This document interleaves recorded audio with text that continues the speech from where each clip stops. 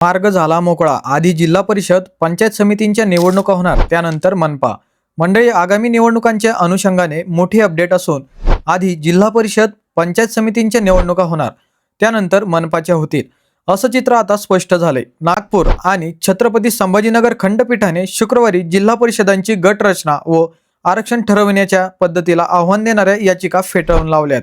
त्यामुळे आता जिल्हा परिषद पंचायत समिती निवडणुकांचा मार्ग जवळपास मोकळा झालाय। उच्च न्यायालयात याचिका प्रलंबित असल्याने जिल्हा परिषदांच्या निवडणुका घेण्यात आयोगाला अडचणी येत होत्या, मात्र शुक्रवारच्या निकालाने त्या दूर झाल्या। आता फक्त कोल्हापूर सर्किट बेंच मधील याचिका शिल्लक असून त्याचा निकाल लगेच येईल व या निवडणुकीचा मार्ग प्रशस्त होईल असे मानले जात आहे। त्यामुळे दिवाळीनंतर नोव्हेंबर महिन्यामध्ये निवडणुकीचा बार उडण्याची शक्यता आहे। त्यानंतर महानगरपालिका निवडणुका होतील। साधारण जानेवारी फेब्रुवारी महिन्यात मनपाच्या निवडणुका होतील असं चित्र सध्या स्पष्ट झालंय।